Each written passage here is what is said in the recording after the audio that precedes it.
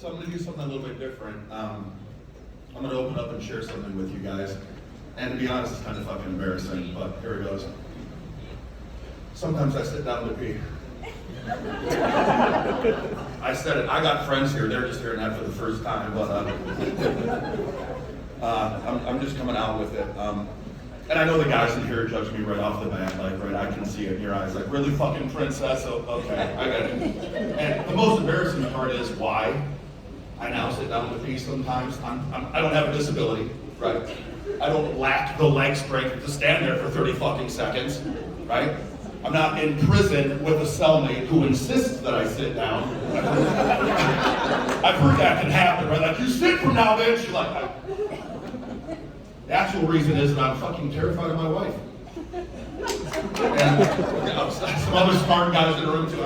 So she's not here, so we're going to talk about her. Different set when she's here. I'll just be honest about it. It is what it is, right? But she's been on me for years about my aim in the bathroom, especially in the middle of the night, right? You know, you're shaking your head, you get it. And I think women in general have a tough time understanding how guys can make such a fucking mess in the bathroom. So I'm gonna shed some light on this for you guys. Here's the deal. Ladies, you ever use a hose to water a plant or a flower? Right? I mean, you can mostly control the water, right? But you get a little splashing, right? Now, imagine you're dead asleep in the middle of the night. You wake up out of a dead sleep, someone hands you a hose and says, go water that plant in the corner, but do it in the fucking dark. So you're staggering one eye in it, right? Trying to focus, right? Whatever. Like, you're gonna do the best job that you can. There's gonna be some collateral damage. Right? We can agree on that. There's gonna be some damage.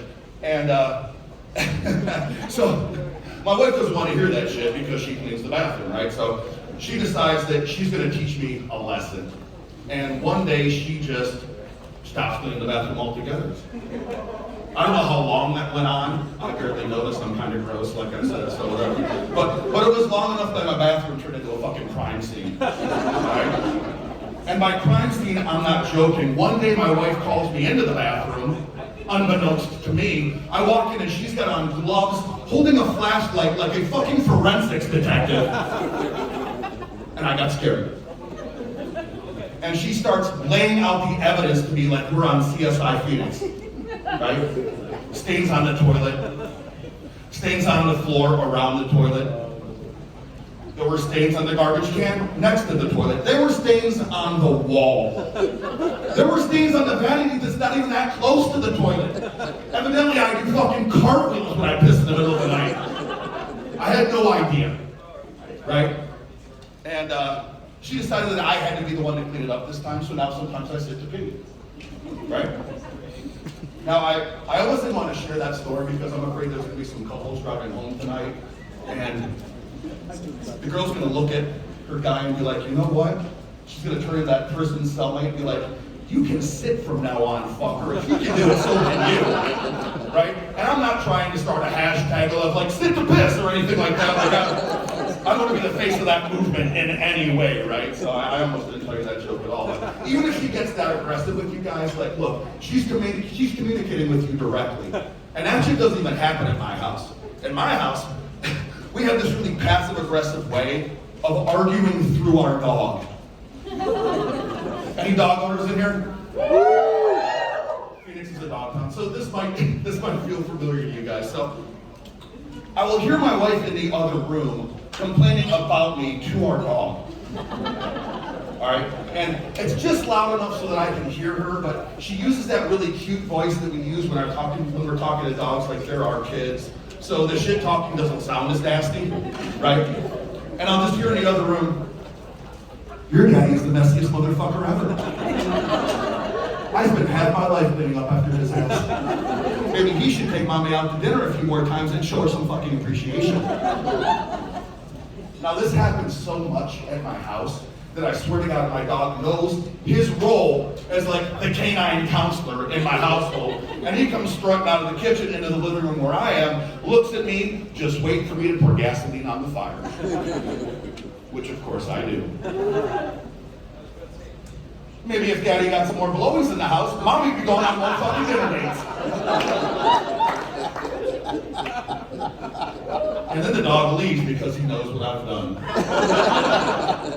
And I can hear my wife in the next room in a not so cute, very loud voice say, maybe if Daddy would open up and talk about his feelings, Mommy would feel closer to him and want to give him some more blowies. And then she slams the door and leaves.